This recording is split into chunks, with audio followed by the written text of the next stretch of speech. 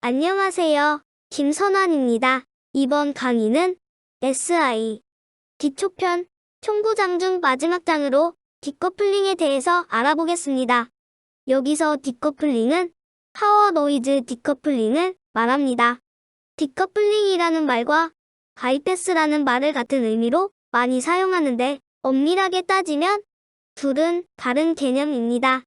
디커플링은 말 그대로 커플링 시키지 않겠다는 의미입니다. 아이솔레이트 한다는 의미와 같습니다. 노이즈 소스에서 노이즈가 발생되면 전원과 그라운드를 통해 퍼져나가는데 이것을 차단하겠다는 의미입니다. 반면 바이패스라는 말은 우회한다는 의미지요. 신호 관점에서 신호가 진행해 가다가 어떤 방해를 만나게 되었을 때 쉽게 우회할 수 있는 경로를 만들어주면 그 경로로 우회를 하지요. 노이즈도 신호라고 보면 노이즈, 신호를 우회시켜서 원래 돌아가야 할 곳으로 빨리 돌아가게 한다는 뜻입니다. 노이즈 억제 관점에서 디커플링이란 표현이 좀 더 적절한 표현 같습니다. 이번 장에서 알아볼 내용은 다음과 같습니다. 다양한 파워 전압이 사용되는 이유, 전원판이 쌍으로 필요한 이유, 레퍼런스 판을 연결하는 방법, 스플릿 판을 사용하는 규칙, PCB 적증 등 전원 공급 경로에 대한 것과 디커플링 접근법 두 가지, 즉 전통적 접근법과 파워 시스템 임피던스 접근법에 대해서 알아보겠습니다.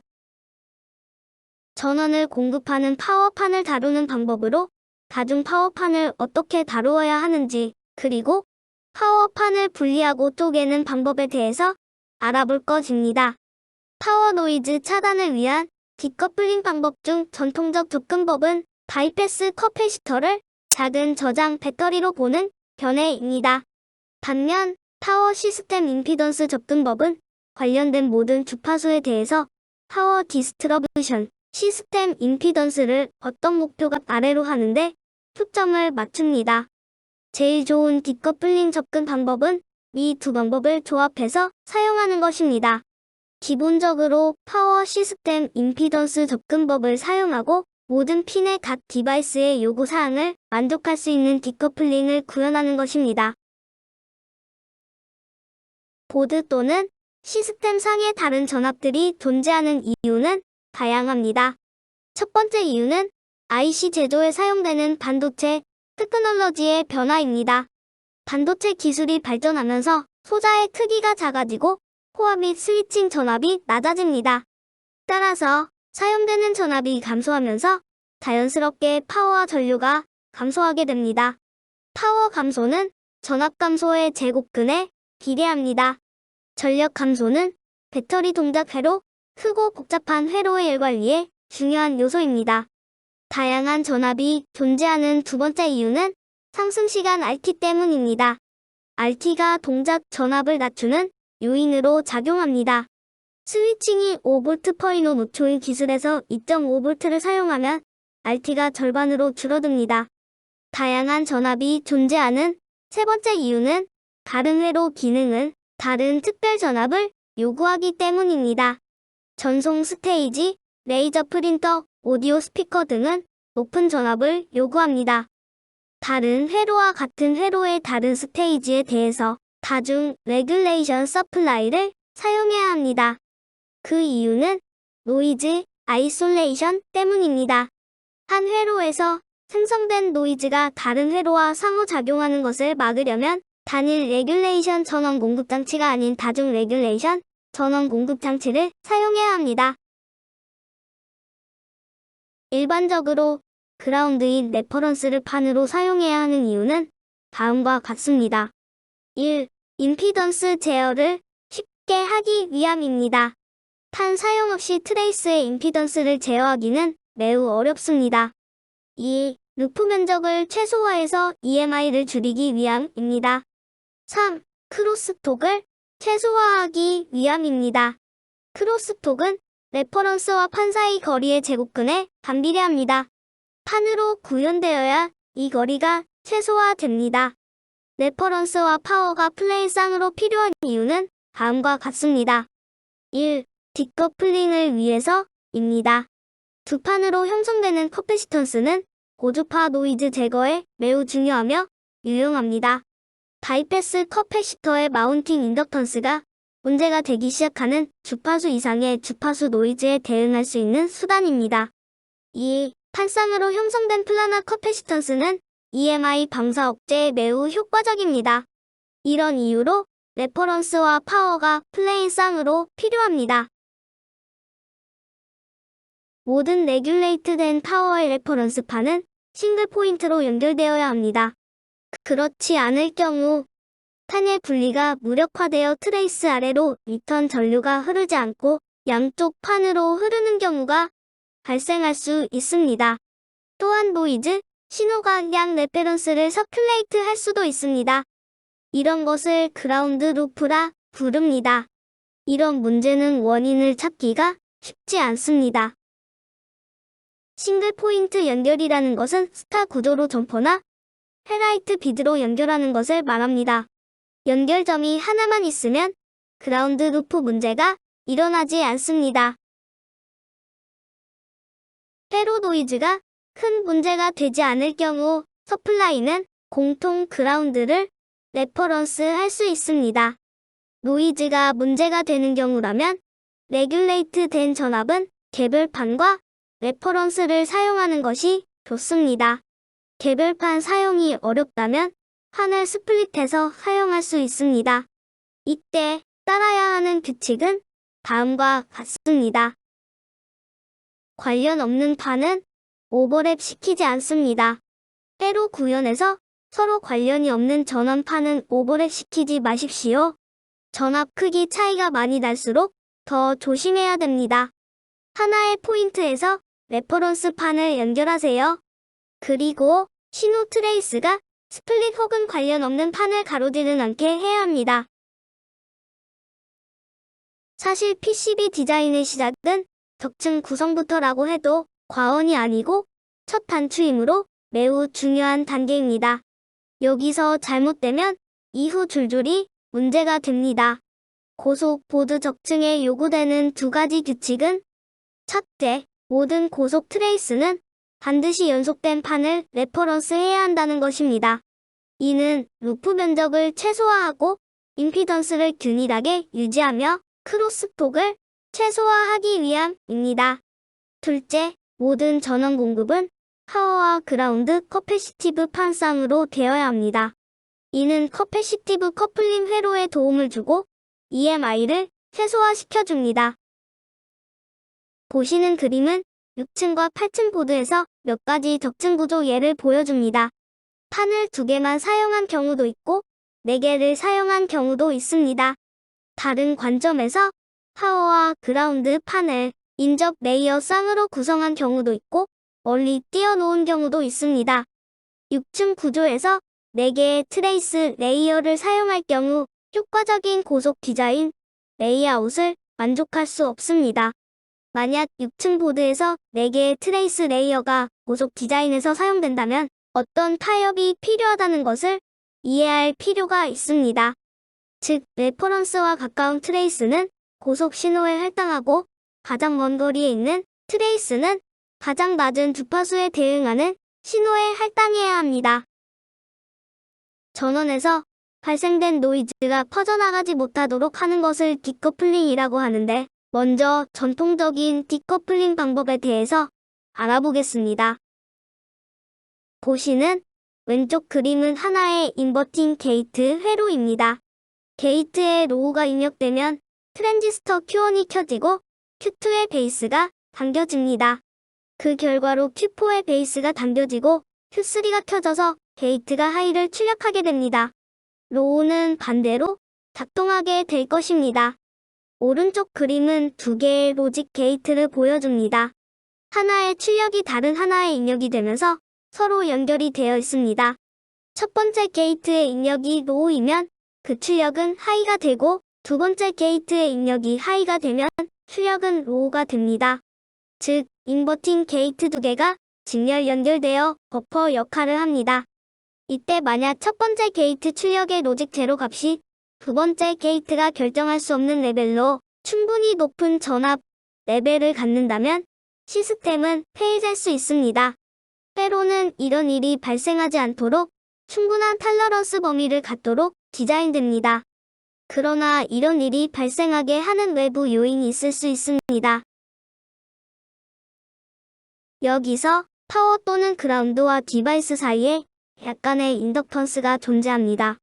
이것이 커먼 모드 문제를 유발할 수 있습니다.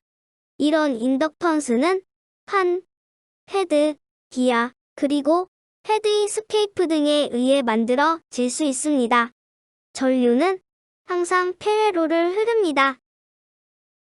첫 번째 디바이스의 출력이 로우가 되면 전류 경로는 두 번째 디바이스의 파워 입력을 통해서 VCC로부터 첫 번째 디바이스의 출력 쪽으로 루프를 만들고 그라운드 핀을 통해서 다시 VCC 쪽으로 흐릅니다. 이 전류는 디바이스 아래쪽에 스트레이 인덕턴스를 통해 흐릅니다. 이 인덕턴스에 걸리는 스위칭 전압은 V는 L 곱하기 DT분의 DI로 표현됩니다. 폴타임이 매우 짧으면 인덕턴스가 작더라도 큰 전압이 이 인덕터에 걸릴 수 있습니다. 따라서 수백 핀을 갖는 BGA에서 그라운드 핀 인덕턴스에 큰 전압이 걸릴 수도 있습니다. 디바이스의 출력 전압은 노멀 로직 제로의 인덕터에 걸리는 전압을 더한 값입니다. 인덕터에 걸리는 전압이 충분히 크다면 그 신호는 다음 디바이스의 로직 1처럼 보일 수 있습니다. 그림에서 제일 아래 검은색으로 바운스된 파형이 그라운드 신호 파형입니다. 파란색 파형은 원래 신호 파형이고 파란 점선은 그라운드 바운스의 영향을 받을 신호 파형을 보여줍니다. 레벨이 위로 튀면서 지연이 발생되는 것을 볼 수 있습니다.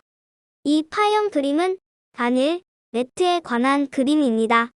그러나 많은 수의 게이트가 동시에 스위칭하면 스트레이 인덕터를 흐르는 전류가 증가합니다. 그 결과 신호 에러나 지연이 회로에 바른 동작을 막을 수도 있습니다.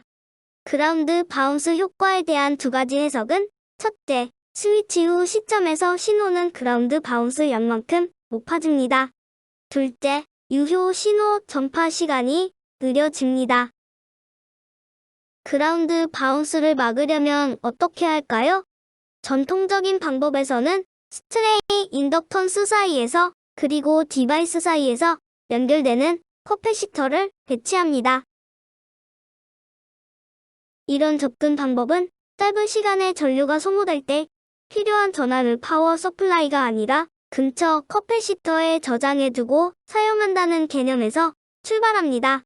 즉 전류가 흐르는 루프를 최소화하는 것이 핵심입니다. 이때 커패시터 크기, 수량, 그리고 위치는 어떻게 결정해야 할까 하는 문제가 남습니다. 먼저 커패시터의 크기와 양을 어떻게 결정하는지 살펴봅니다. 보시는 파형에서 커브 아래는 필요한 전하량을 의미하고 커브 기울기는 전하가 필요한 시점을 의미합니다.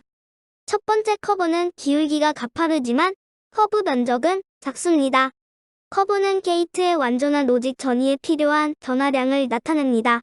적은 전하를 필요로 하지만 동시에 빠른 공급도 필요로 합니다.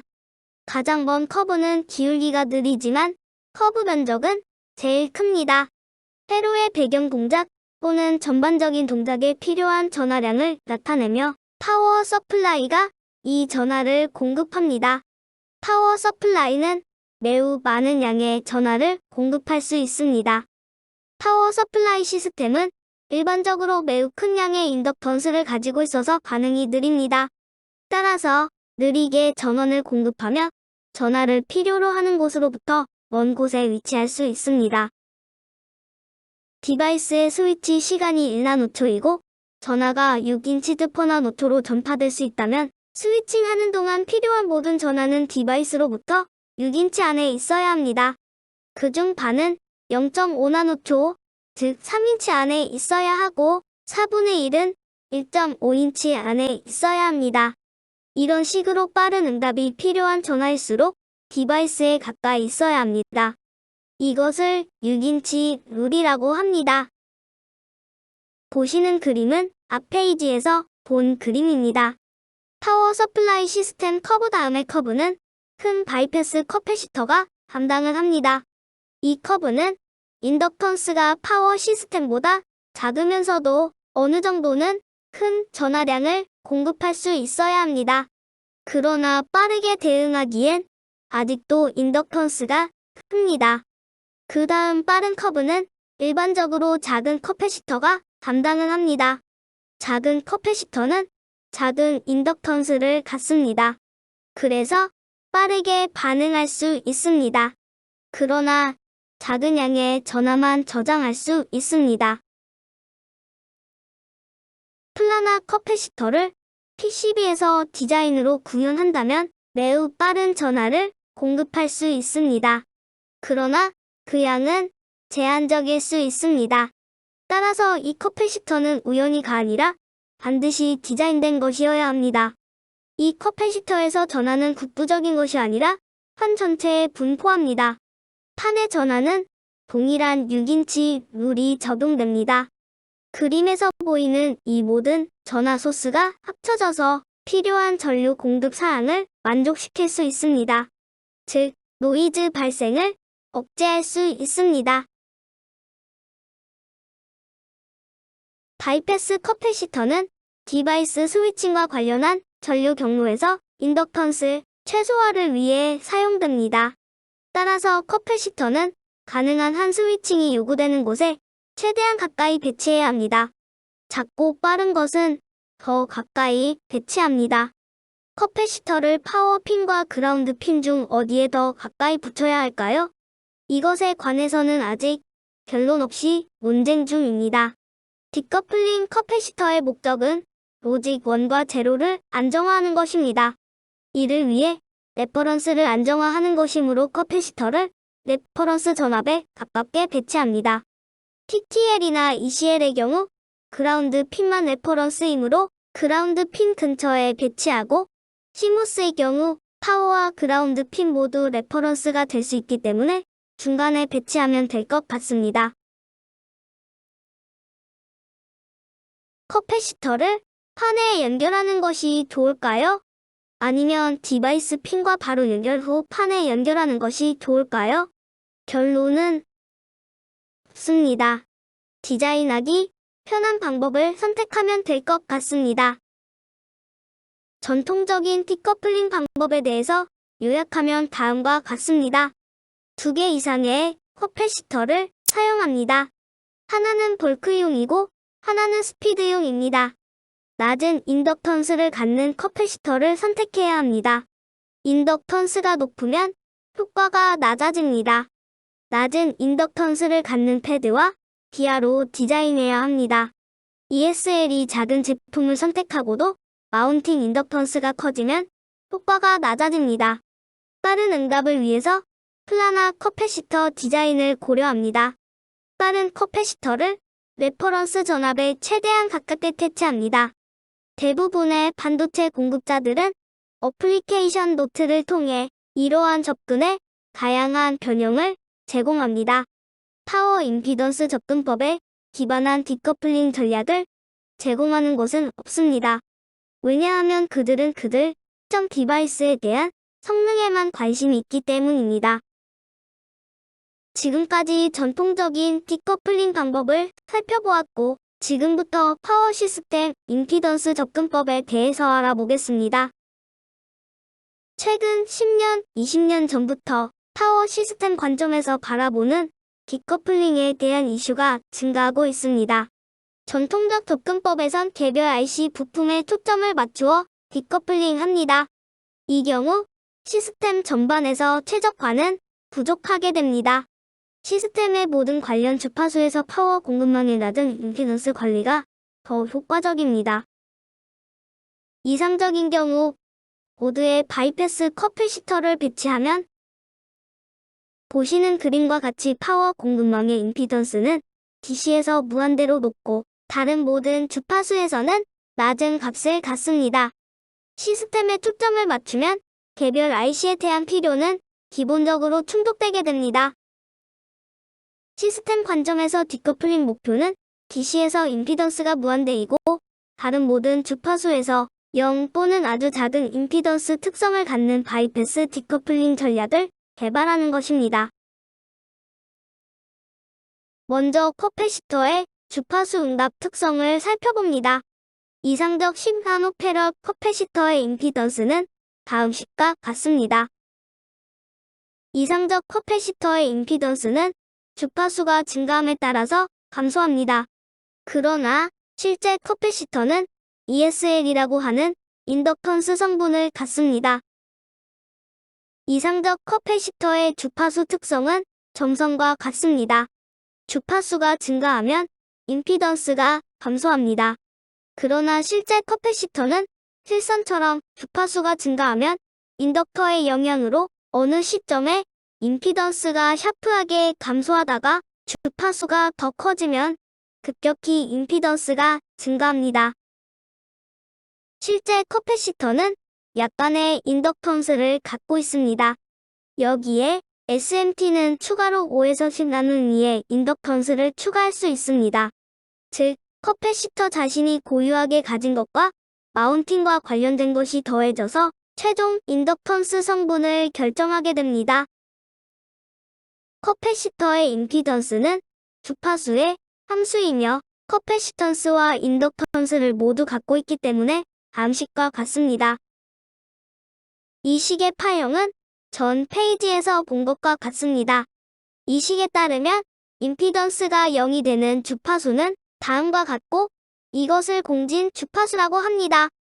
지금 살펴보는 예, 즉 10나노페럿의 ESL이 10나노헨리인 커패시터의 공진 주파수는 위 식을 이용해 풀면 16MHz입니다. 알아야 할 것은 실제 커패시터는 시리즈 공진점이 있다는 것과 공진점 이후에 임피던스가 높아진다는 것입니다. 같은 커패시터를 여러 개 연결하면 어떤 임피던스 특성을 가질까요? 200개의 10나노페럿 커패시터를 병렬로 연결하면 2마이크로페럿 ESL 0.05나노헨리의 커패시터와 특성이 같습니다. 보시는 그림에서 폭이 넓어진 V형 그래프가 200개를 병렬로 사용한 특성 곡선입니다. 단일 커패시터와 공진 주파수가 16MHz로 같습니다. 그러나 200MHz까지 단일 이상적 커패시터보다 낮은 임피던스 성능을 보여줍니다. 200개를 사용한 것이 하나를 사용한 것보다 모든 주파수에서 확실히 임피던스가 낮습니다. 다중 커패시터를 사용하면 임피던스가 비교적 낮은 구간이 충분히 넓어집니다. 우리의 목표는 임피던스가 낮은 구간을 충분히 확보하는 것입니다. 새로운 임피던스 커브에서 인덕티브하지만 하나의 개별 커패시터보다 임피던스가 낮은 넓은 구간이 습니다. 이해에서는 대략 200MHz까지 그렇습니다. 임피던스 커브가 인덕티브하다고 해서 낮은 임피던스를 제공하지 않는 것은 아닙니다. 값이 다른 커패시터를 추가하면 어떤 임피던스 특성을 가질까요? 다른 값을 갖는 커패시터를 추가하면 다른 공진 주파수에서 낮은 임피던스를 추가 제공하게 됩니다. 추가된 커패시터 값이 더 크다면 낮은 주파수에서 낮은 임피던스를 제공할 것입니다. 예를 들어 50마이크로페럿 커패시터 20개를 추가하면 10나노페럿과 50마이크로페럿 2개의 조합으로 임피던스는 100Hz부터 1옴 이하의 낮은 임피던스를 대략 3GHz까지 제공합니다. 커패시터 값 추가로 낮은 임피던스 대역폭을 더욱 확장할 수 있습니다. 파워와 그라운드 판을 매우 가깝게 하면 작은 커패시터가 됩니다. 이렇게 형성된 커패시턴스를 플라나 커패시턴스라고 합니다. 플라나 커패시턴스는 인덕턴스가 아주 작다는 장점이 있습니다. 종종 원하는 전 범위에 있어서 순수한 커패시터로 가정할 수 있습니다. 플라나 커패시턴스는 FR4 자재에서 100에서 300피코페럿 퍼 제곱인치의 커패시턴스를 얻을 수 있습니다. 플라나 커패시터가 앞서 살펴본 두 가지 커패시터와 더해지면 임피던스는 다음과 같이 됩니다. 왼쪽 그림은 커패시터 각 종류대로 특성 개별 플롯한 것이고 오른쪽 그림은 모든 커패시터 값이 더해진 결과를 플롯한 것입니다. 대략 1kHz 이상부터 200mΩ보다 작은 임피던스를 제공합니다.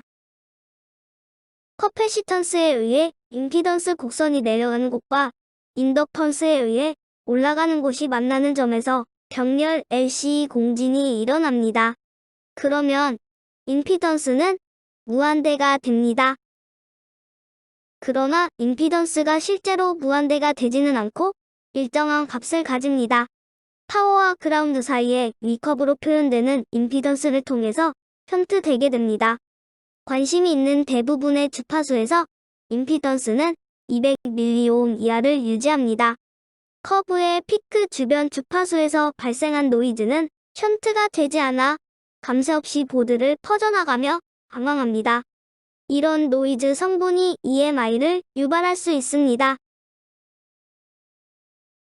보시는 회로는 실제 바이패스 커패시터의 증가 회로입니다. 이런 회로 패턴으로 파워와 그라운드 사이를 연결하면 보시는 것과 같은 임피던스 특성 곡선을 갖게 됩니다. ESR이 추가됨으로써 공진 피크가 줄어듭니다. 많은 커패시터가 병렬로 연결될 때 개별 공진점 사이에 시스템 공진점이 발생합니다. 시스템의 최소 임피던스는 ESR이 아니고 커패시터들이 가까울수록 더 작아집니다. 적절한 ESR이 무조건 낮은 ESR보다 좋습니다. 왜냐하면 안티 공진의 피크를 줄일 수 있기 때문입니다. 모든 커패시터는 자가 공진 주파수 SRF를 갖습니다. 그 값은 아래의 식과 같습니다. 공진은 허수 항목이 0일 때 발생합니다. 즉 오메가1이 오메가 C분의 1과 같을 때 발생합니다.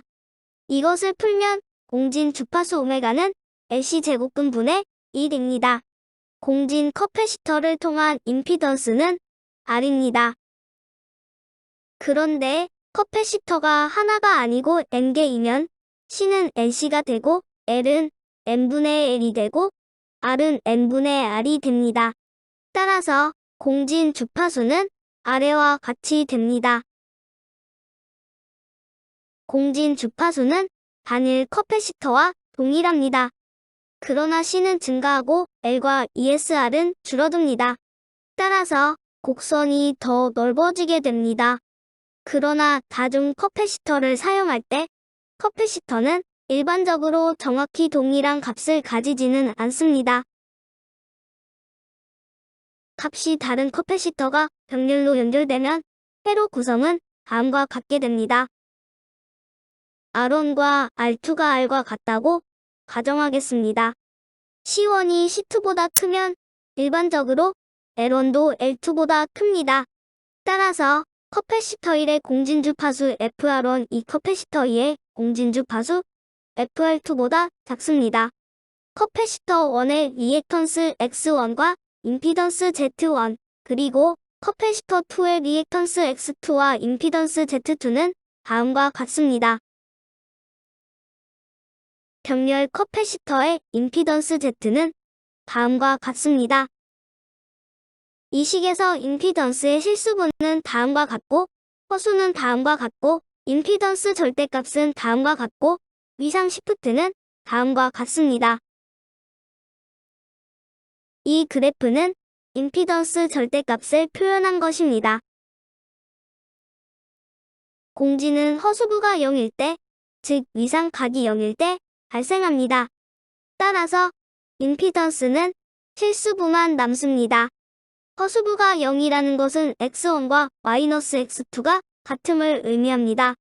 커패시터 1은 인덕티브하며 커패시터 2는 커패시티브합니다. 방향은 반대이며 두 크기가 같을 때입니다. 공진이 발생한 곳에서 실수값 R제곱은 마이너스 X1, X2입니다. R이 작다면 X1이나 X2가 작아야 합니다. X1은 FR1 근처에서 작고 X2는 FR2 근처에서 작습니다.